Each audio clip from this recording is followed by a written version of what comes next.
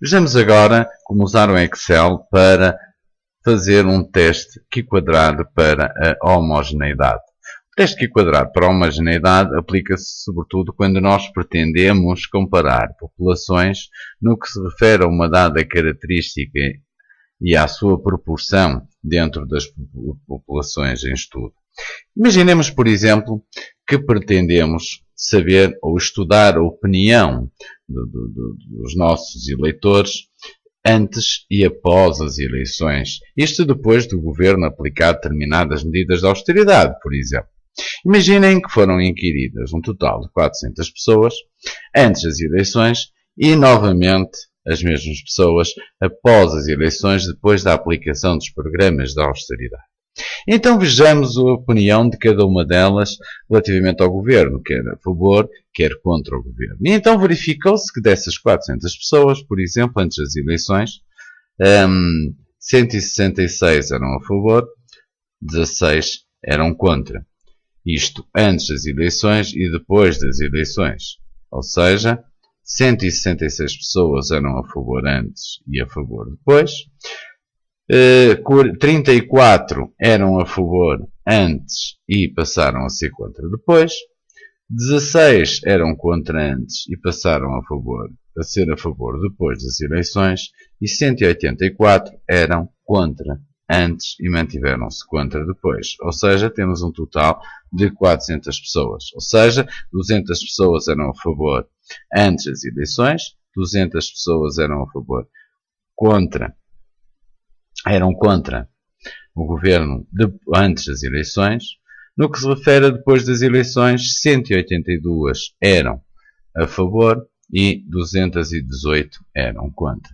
Ora bem, será que a proporção de pessoas que eram a favor ou contra antes das eleições se manteve para depois das eleições? Ou seja, será que há uma homogeneidade no que se refere à opinião das pessoas antes e após as aplicações das medidas de austeridade, ou seja, antes e depois das eleições? Pois bem, fazemos então um teste Q² para verificar se de facto existe ou não homogeneidade na opinião das pessoas. Muito bem, então para tal vamos comparar, como indica a fórmula de Q², os valores que foram observados com os valores esperados e desta forma podermos concluir alguma coisa acerca dos nossos dados.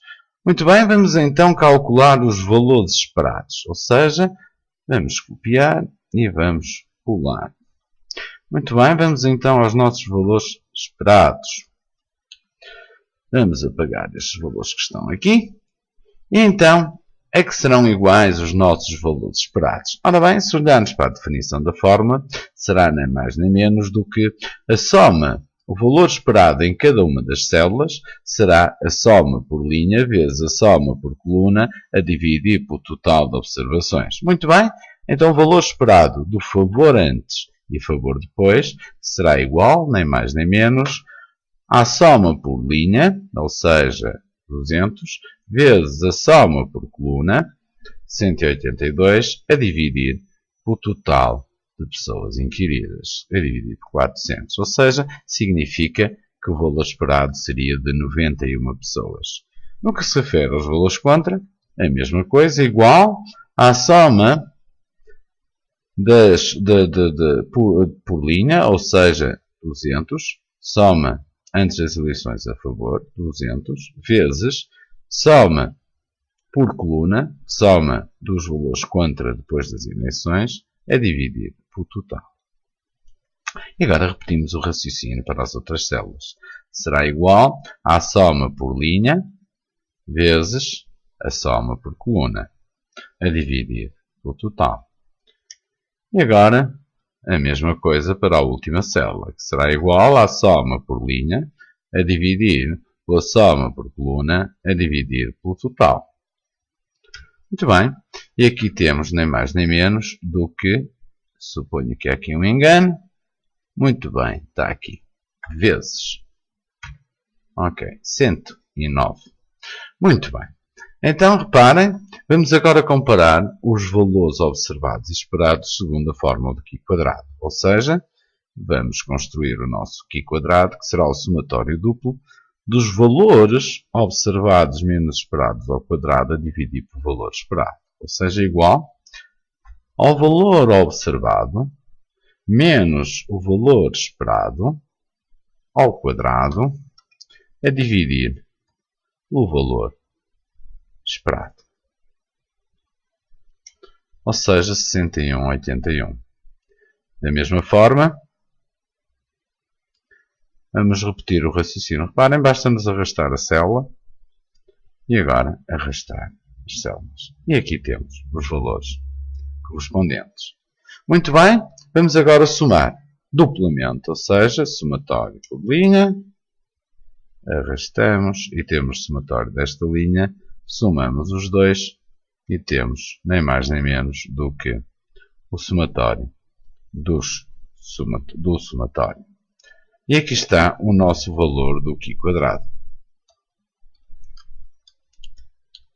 Muito bem, agora só temos que comparar este valor com o nosso valor correspondente ao valor do Q quadrado crítico.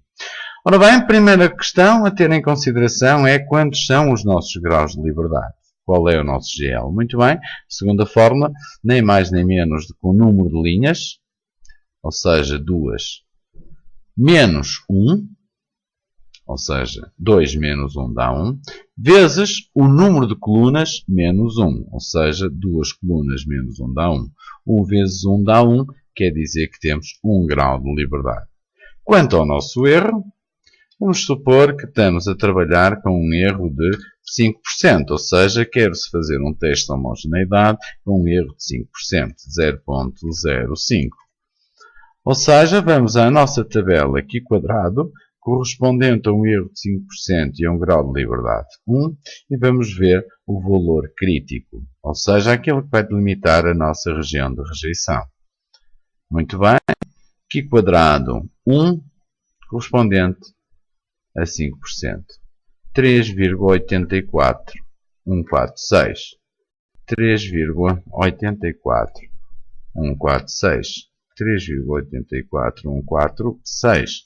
E aqui temos nem mais nem menos do que Q quadrado crítico. Ou seja, significa que devemos rejeitar a homogeneidade se o nosso valor do Q quadrado for superior ao Q quadrado crítico, que é 3,84. Reparem que, de facto, 226,8 é um valor muito superior a 3,8. Ou seja, de facto, a proporção das opiniões antes e pós as eleições são muito diferentes. Ou seja, rejeitamos a H0, a hipótese de haver homogeneidade, e aceitamos, de facto, que não há homogeneidade.